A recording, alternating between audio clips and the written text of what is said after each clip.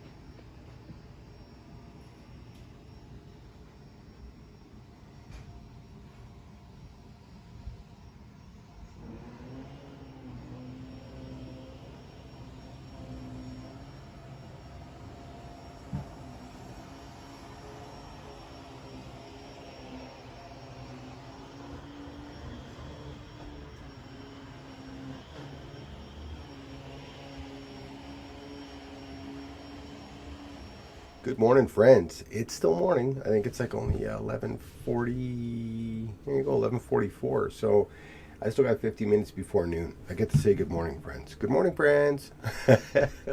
Hoping this finds you healthy, happy, excited, giddy. Hump day is behind us, which means the weekend's only a day away. I mean, that's a reason to get giddy and excited right there.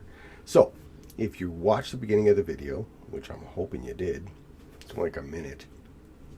That's like a video tour, a virtual tour, whatever, a small tour of that space behind me. It's the underground. When you read O.D.A.A.T, or if you click any of the links in my bio and go to O.D.A.A.T Underground and you check out my kids and their music, and it's awesome, and you really should, and you should come to shows and buy their merch and stuff because they're really cool guys. O.D.A.A.T Underground is right there. That's O.D.A.A.T Underground. It's the basement underground on O.D.A.A.T. Brilliant play on words, right? Oh my gosh, you're gonna buy up all their merch now. Anyways, that's what that space is. And the reason I give you that virtual video tour of the underground is to talk about the idea that I've seen in a lot of tweets, a lot of posts, a lot of threads the last couple of weeks. I've picked up on it a few times. And the question is there alcohol in my home? Do you keep alcohol in your home? And my answer is yes. Yes, I do. That's why. It's not a thing. I'm not going to get into excuses, reasons why, justifications, anything like that at all. I'm simply here to express to you what my experience is. Take it for what it's worth. Take it or leave it. Here it comes. So, my own experience. When I was practicing, I was a professional bartender a number of different times at a number of different venues in the city of Windsor. I employed my craft. I was very good at it. Actually, I still possess a wonderful gift for mixology and those flavors that people come to the bar are looking for. I took some courses to improve my craft and become even better at it. There's that. So, as a professional bartender, you can imagine that I spent a lot of time playing with alcohol. Probably too much. I'm digressing.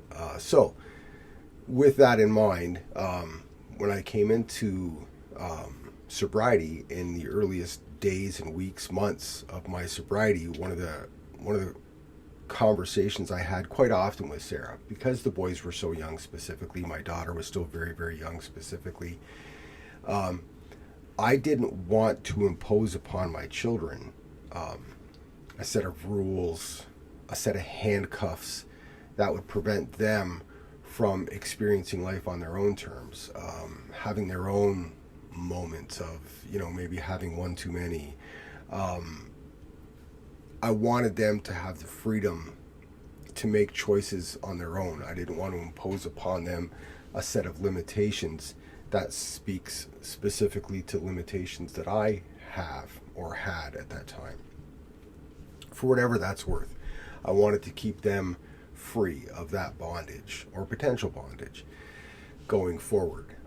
And I'm happy to report that I think that that happened. I think that they've turned out very, very well. They're all very responsible.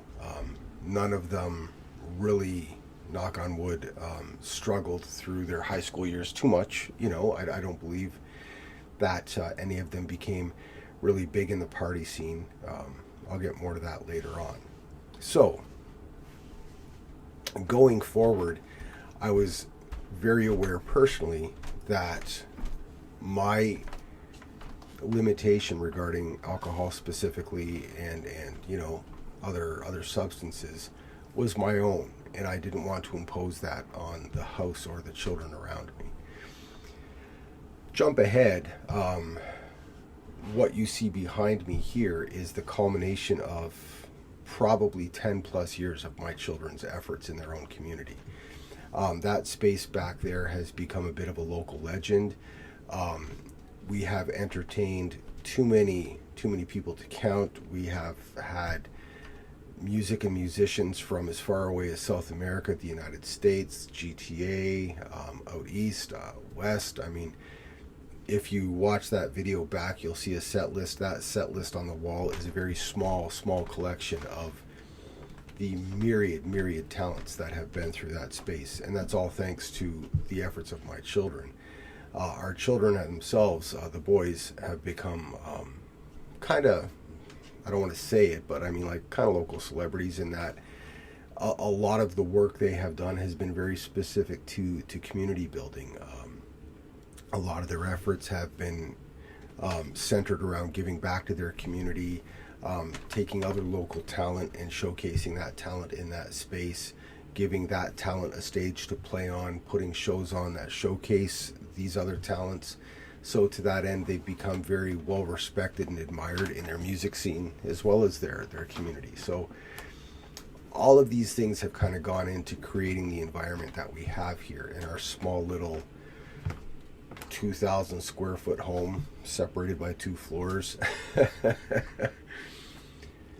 When you watch that video at the beginning, pay attention to the fact that that small little beer fridge is typically full, and that's so that they can entertain, they can share with collaborators and other clients coming into the space.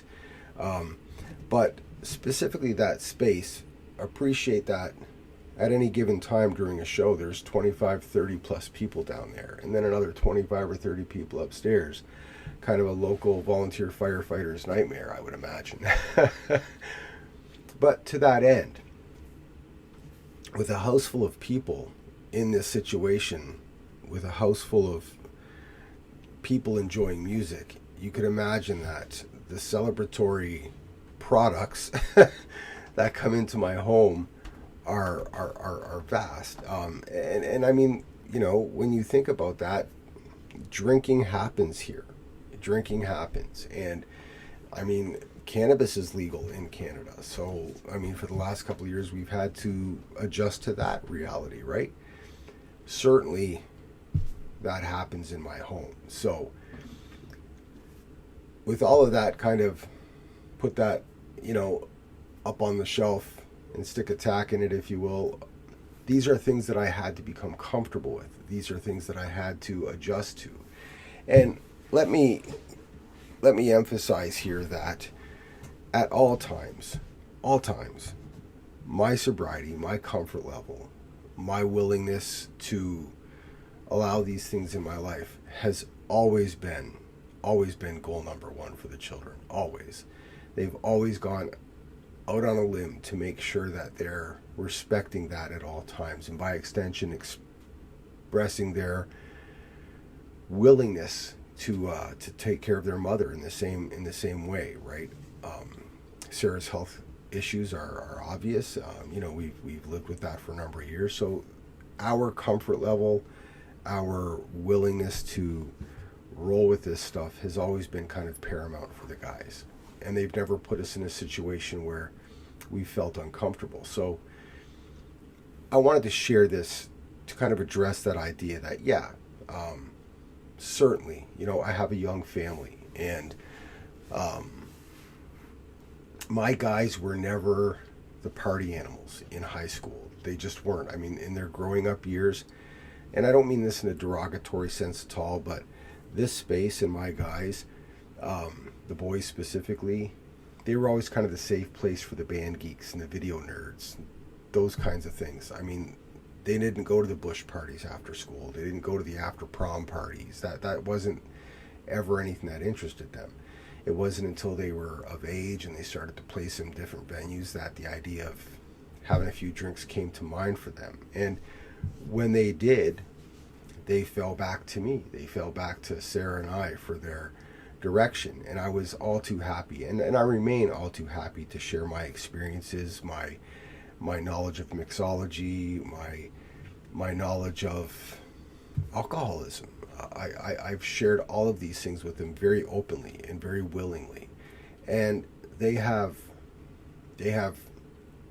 made use of me and my experience to no end, and I'm so grateful to be able to share that with them. I would say again, and I think that it needs to be emphasized, that my circumstances are very specific to me, and in no way would I suggest this for anybody, especially anybody new in recovery. I think it needs to be emphasized that what I enjoy is a specific skill set unique to me, confidence that I've built over 25 years of living clean and sober, my interactions with other members of my own sobriety circle. This is something that is very unique to my circumstances here at home, my support network, my friends and family. And I would not suggest anybody ever think that it's okay for them, especially somebody early in sobriety. I fully appreciate and respect that many people in my position in recovery avoid it at all costs, avoid it whenever they can, won't keep it in the house, won't go to a place where it's being served. And that's perfectly healthy and natural and normal. It's not out of normal. It's not out of character.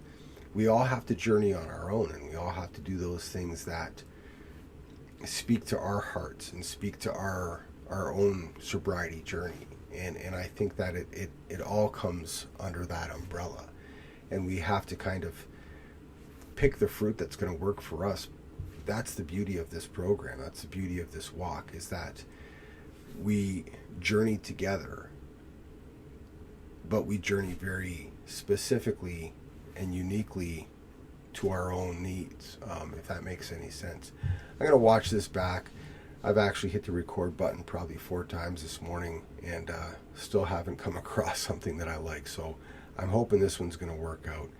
I wanted to share this idea because I thought it was important to get my experience and my kind of truth out there into the ether. Again, man, I don't think I can say it enough. This is specific to me, and I certainly wouldn't suggest this lifestyle to anybody in recovery, especially anybody new in recovery. I think, especially in those earliest days, we must proceed with caution. So take that for what it's worth, guys. I'm wishing you all the best going into this weekend. I love you, and I am cheering you on, man. And remember, it works if we work it one day at a time. Take care.